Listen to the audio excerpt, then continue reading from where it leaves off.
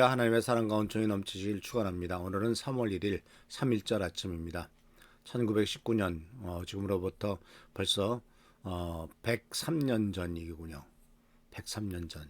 1919년이니까 103년 전에 그 당시에 우리나라가 일본 제국주의 압제 아래 있었는데 그 나라의 독립을 위해서, 그리고 나라가 정말 그런 것에서 벗어나기 위해서 평화리에 운동을 일으켰던 3.1 독립만세 운동의 103주년 되는 기념일입니다.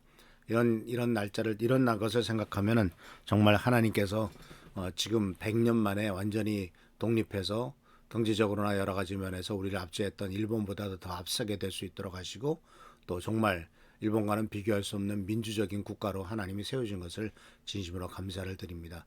물론 아직도 남북한이 나누어져 있어서 이 나누어진 남북한의 갈등 때문에 많은 어려움이 있지만은 하나님께서 이 모든 문제도 곧 이 시대가 가기 전에 해결하실 줄 믿습니다. 남북이 통일되기를 또한 우리 기도해야 될 것입니다. 싸우지 않고 평화리에 통일되어서 정말 이 마지막 때에 하나님께서 위대하게 들어 쓰시는 위대한 나라가 되도록 우리 더욱더 우리 민족을 위해서 기도하는 우리 성도님들 되시길 축원합니다.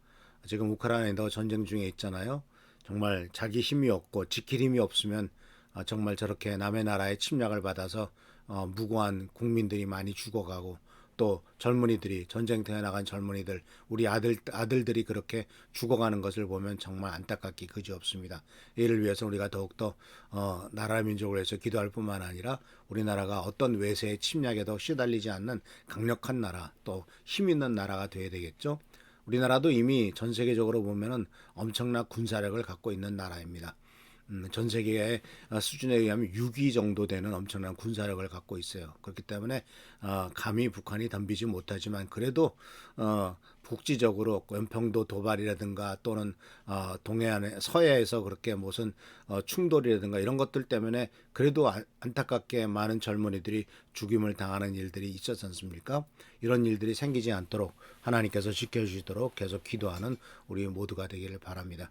오늘 말씀은 바로 어제 이어서 영적 성장을 위해서는 바로 우리들 자신이 누구냐라고 하는 정체성으로부터 출발해야 된다는 말씀을 드렸고, 그러면 이 우리의 정체성, 즉 우리의 신분의 출발과 근거를 어디에 두어야 되느냐라고 생각했을 때 그것은 바로 예수 그리스도의 십자가와 또 예수 그리스도의 부활이라고 하는 사실이죠.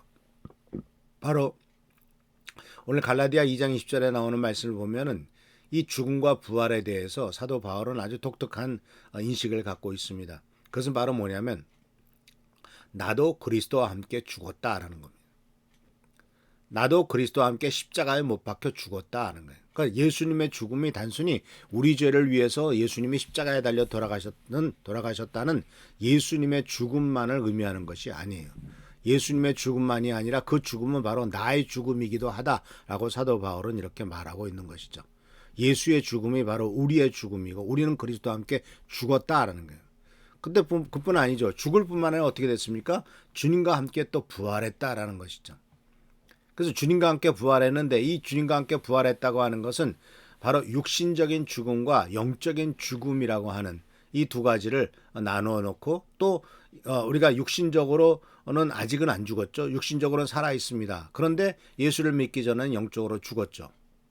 그런데 언젠가는 육신적으로 우리가 죽을 겁니다. 그러나 예수를 믿고 난 다음에는 영적으로 이제 생명을 얻고 살았죠. 그리고 우리가 육신적으로 죽는다 할지라도 언젠가는 우리가 부활해서 육신적인 부활도 있을 것을 말씀하고 있죠. 그렇기 때문에 사랑하는 성도 여러분, 우리의 신분은 바로 예수님의 십자가와 부활이라고 하는 이 사건으로부터 시작되는 것을 보게 됩니다. 그래서 이와 같은 것을 실제로 우리의 삶 속에서 체험하기 위해서 이 사도 바울은 로마서 6장 3절에서 6절까지 나오는 말씀 속에서 이런 말씀을 하고 있는 것을 보게 됩니다. 여러분은 우리가 그리스도 예수와 함께 연합하는 침례를 받았을 때 그분의 죽음과 연합하는 침례를 받았다는 사실을 알지 못합니까? 우리가 죽음에 이르는 침례를 받음으로 그리스도와 함께 묻힌 것은 그리스도께서 아버지의 영광으로 죽은 자들 가운데서 살아나신 것처럼 우리도 새 생명 가운데 살아나기 위함입니다. 우리가 그리스도와 연합하여 그분의 죽음에 참여했다면 그분과 연합하여 그분의 부활에도 참여할 것이 확실합니다. 우리는 우리의 옛사람이 그리스도와 함께 십자가에 못 박혀 죄의 몸이 무기력하게 되었으므로 우리가 더 이상 죄의 노예가 되지 않는다는 것을 압니다. 여기서 아주 이 사도 바울은 중요하게 아주 정확하게 침례라고 하는 것의 의미를 우리들에게 가르쳐 줍니다. 이 침례는 그리스도와 연합하는 것입니다. 그리고 이 침례는 그리스도와 연합하는 침례요, 죽음과 연합하는 침례입니다. 그러니까 우리가 침례를 받을 때 물속에 들어갔다라고 하는 것은 그리스도와 함께 죽었다라는 의미라는 것이죠. 그리고 다시 일어난 것은 그리스도와 함께 부활했다라는 겁니다. 더군다나 이렇게 표현을 사도 바울은 바로 그 4절에서 이렇게 말합니다. 우리가 죽음에 이르는 침례를 받음으로 그리스도와 함께 묻힌 것, 그리스도와 함께 장사되었다라고까지 표현합니다. 그러니까 예수님께서 십자가에서 달려 죽으시고 돌아가신 다음에 그 아리마다 요새의 무덤에서 묻혔잖아요. 그리고 사흘째 되는 날 살아나셨잖아요. 그러니까 그것을 나도 묻혔다라고 얘기하는 거예요. 그러니까 죽을 뿐만 아니라 같이 묻혔다. 왜 이유가 뭐냐? 예수께서 그리스도께서 아버지의 영광으로 죽은 자들 가운데 살아나신 것처럼 우리도 새 생명 가운데 살기 위함이다. 그러니까 주님의 죽으심, 묻히심, 그리고 부활하심에 우리는 계속해서 침례를 통해서 상징적으로 다 동참한 거라고 볼 수 있다라는 것이죠. 죽음에 동참합니다. 또 장래에도 동참합니다. 묻혀진 일에도 동참합니다. 그리고 또한 부활에도 동참합니다.